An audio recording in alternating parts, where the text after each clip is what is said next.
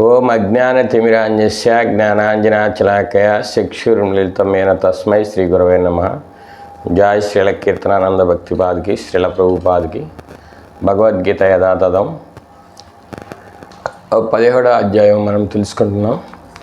శబ్దత్రయ విభాగం గురించి, దానిలో ఆహారము, ఎలాంటి ఆహారం, సత్వగుణ ఆహారం, రజోగుణ ఆహారం, తమోగుణ ఆహారం ఉంటుందో తెలుసుకున్నాం. సత్వగుణ ఆహారం పళ్ళు, పాలు, కూరగాయలు, వాటికి సంబంధించిన తయారు చేసుకుని నేతితో, ఆవు పాలతో వాటితో తయారు చేసిన ఆహారం తీసుకోవాలి. ఆకుకూరలతో సంబంధించి తీసుకోవాలి.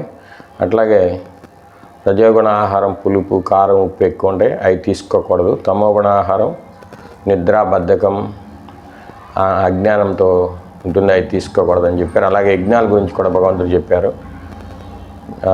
డాంబికంగా, హంగామాతో, ఫలాపేక్ష, ఫలాన్ని ఆశించి చేసే యజ్ఞాలన్నీ కూడా రజోగుణ యజ్ఞం. అదే సత్వగుణ యజ్ఞాలు ఏ విధమైన ఫలాన్ని ఆశించుకోకుండా, ఇది మన స్వధర్మం, ఇది మనం భగవంతుడి యొక్క సేవ, మన జీవుల యొక్క, మానవుల యొక్క ధర్మం అని చేసే సేవని, యజ్ఞాన్ని సత్వగుణ యజ్ఞం. అది మనం హరినామ యజ్ఞం చేయాలి కలియుగంలో. ఇది మన ధర్మం. ప్రతిరోజు మన కుటుంబాన్ని ఎట్లా పోషిస్తున్నామో, మన జీవనం ఎట్లా సాగిస్తున్నామో, పిల్లల్ని ఎట్లా రక్షిస్తున్నామో, అట్లాగే ఒక విద్యార్థి ఏ విధంగా చదువుకోవాలో, ఒక ఉద్యోగస్తుడు ఏ విధంగా తన ఉద్యోగం చేయాలో, అట్లాగే మనం జీవులు కనుక భగవంతుడు సేవ చేయటం మన ధర్మం. హరే కృష్ణ. ఆ విధంగా సత్వగుణ యజ్ఞం అని చెప్పారు. తమోగుణ యజ్ఞము గురించి కూడా చెప్పారు భగవంతుడు. అది జంతువుల్ని బలిస్తాం, దేవతలకి వాటికి అర్పించడము, రాక్షస లక్షణాలతో ఉన్నాయి, అన్నీ కూడా తమోగుణ యజ్ఞాలు అన్నీ. వాటి వల్ల జీవుల హింస వల్ల పంటలు పండవు, ప్రకృతి వైపరీత్యాలు వస్తాయి. ఈ విధంగా యజ్ఞాల గురించి కూడా భగవంతుడు చెప్పారు. హరే కృష్ణ. ఈరోజు ఒక శ్లోకం తెలుసుకుందాం.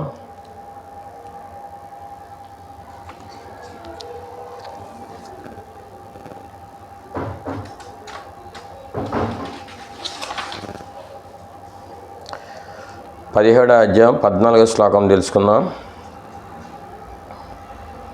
అందుకత మనం 13వ శ్లోకంలో అదే తమోగుణ యజ్ఞం గురించి తెలుసుకున్నాం. శ్రద్ధ లేకుండా జీవుల్ని హింసించి దేవతలకు అర్పిస్తూ ఉంటారు.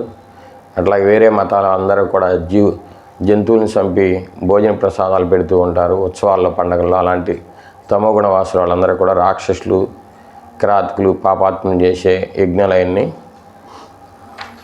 ఈరోజు 14వ శ్లోకం తెలుసుకుందాం.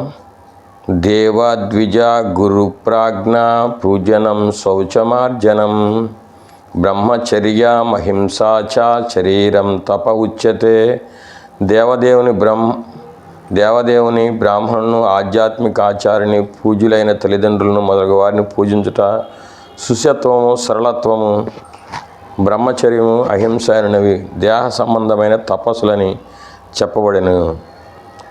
అందరూ కూడా ప్రతిరోజు దేవదేవుణ్ణి సేవిస్తాం, అట్లాగే బ్రాహ్మణులను సేవిస్తాం, గురువులు సేవ చేస్తాం, తర్వాత తల్లిదండ్రులకి సేవ చేస్తాం, పెద్దలకు సేవ చేస్తాం. ఇవన్నీ కూడా మనం శరీరంతో చేసే తపస్సు, భక్తి. అది సత్వగుణమైన ఆ తపస్సుతో సంబంధించిన సత్వగుణమైన తపస్సు అనే శరీరానికి, అహింస అనేవి ఈ దేహానికి సంబంధించిన సత్వగుణ తపస్సు అంటారు దీన్ని అని భగవంతుడు చెప్పారు. అందువల్ల ఇక్కడ భగవంతుడు చెప్పినట్టుగా మనము ప్రతిరోజు భగవంతుడు సేవ చేయాలి. అట్లాగే గురువుని ప్రతిరోజు సేవ చేస్తూ ఉండాలి ఆయనకి. అట్లాగే పెద్దలందరూ గౌరవిస్తూ ఉండాలి. తల్లిదండ్రులను బాగా చూసుకుంటూ ఉండాలి. తల్లిదండ్రులు మనకి శరీరం ఇచ్చారు, మన ఎంతో పోషించారు, వాళ్ళని కూడా ఎప్పుడు రక్షిస్తూ ఉండాలి. హింస లేకుండా ఉండాలి. ఏ జంతువుల్ని చంపకూడదు, ఎవరిని హింసించకూడదు. అట్లాంటి పనులు చేస్తే మంచిదని భగవంతుడు ఈ శ్లోకంలో చెప్పారు. హరే కృష్ణ, హరే కృష్ణ, కృష్ణ కృష్ణ హరే హరే. అందరూ కూడా మన ఛానల్ సబ్స్క్రైబ్ చేయండి. మంచి భగవంతుడికి సంబంధించిన భగవద్గీతలో ఉన్న జ్ఞానం వస్తుంది. జై గురుదేవ్. హరే కృష్ణ.